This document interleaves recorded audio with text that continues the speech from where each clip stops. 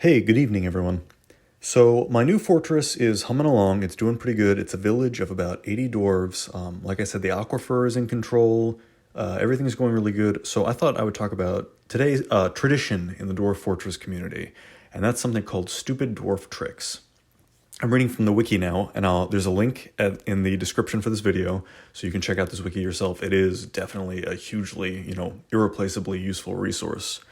So just reading from the wiki here, a stupid dwarf trick is any project that requires a large amount of time and or effort. They may provide a practical benefit, but are frequently done for the sake of doing them. They exist primarily as a challenge for experienced players. And so I was thinking, I'm arguably maybe an experienced player, kind of.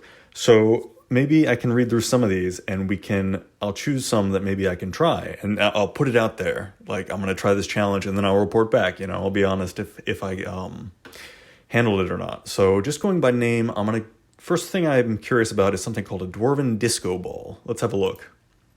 So a Dwarven disco ball says, why waste all those cut gems on things that only some selfish noble will enjoy? Create as large a wallless sphere as you can, then cover it in gem windows or 3 different colored gems to make it shine. The bigger, the more valuable gems, rubies, sapphires, the dwarfier. Constructing a sphere is very hard, especially the larger you make one. Interesting. So are they actually saying a wallless sphere? Oh, interesting. So like to build this through Z levels, to make a literal sphere, like, imagine like in Minecraft or something, not, a circle, but a proper ball out of gem windows. Okay. I could do that. That's an interesting one. I'll think about that. Bonuses. Alternating alunite and obsidian tiles to make a dance floor. Use lava contained in glass for illumination. Cage dancers. Ooh, that's... wow. Some of that is a little too advanced, but okay, that's on the list as something I'll think about, something I'll try. And let's see how we're doing. Looks like we have about 7 minutes. Okay, great. So next one, flamethrower bunker. Okay, I'm too curious. If your fortress happens to be visited by a dragon, capture it in a cage trap, then release it into a sealed bunker with fortifications around the edge. When invaders arrive, watch them get roasted. Interesting. So you do need to find and get access to a dragon, which is kind of maybe out of my control for this. I'm looking for challenges I can do in this aquifer, this mirthful aquifer zone. So maybe can't do this one unless maybe a dragon will show up in a mirthful zone, but I don't have control over that. So disco ball is still the leading one. Oh, I know this one, drowning chamber. I actually discussed this in a previous video. I can definitely do that. Yeah, just because anytime you have a waterfall, you're also going to have a sewer. Let me explain. I don't think I've explained how to get rid of extra water, how to route it off the map. So all you have to do is find an edge of the map, smooth that stone, and then carve fortifications. And because they're fortifications, liquid will flow through it the same way that an arrow can go through the fortification. It counts as a window in that block. So you make windows in the blocks by smoothing and fortifying, and then the water flows straight out off the edge of the map, and then it just stops existing. So that's how you drain anything you need to drain. And so, like, I think I talked before, I was like, oh yeah, I might just build a drowning chamber because you have a sewer that fills when the waterfall is on, and then when you turn the waterfall off, it'll drain. So, I mean, you could. Anyway, that one's not that challenging.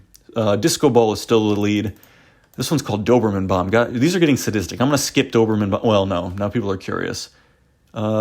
No, it involves pressure plates. No, I'm not going to read that one. You can look it up on the wiki yourself. I'm going to try to find a nice one, a positive one for a change, because that last one was a little messed up. Let's see. Ice tower. Okay. Building a huge tower is easy. To make things more fun, and the link, fun is a link that leads to fun, as in losing is fun, as we've talked about in previous videos. It's all about the crazy stories you can tell, not about actually winning.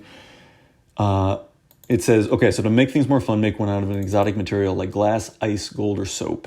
Low, you'll need to be on a freezing map to pull off an ice tower. Okay, I'll build a tower. I'll build a tower and a disco ball. Those are both totally doable. Execution tower.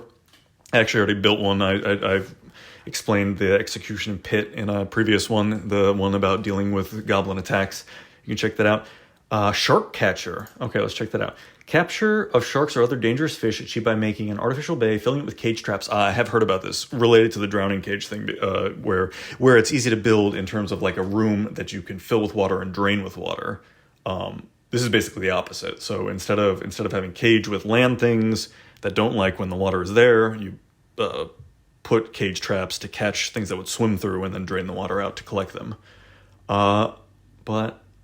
And also, I don't know why I even read that one, because I don't have a river. I don't have any access to water. So maybe that'll be useful down when I get down into my caverns, but not at this point.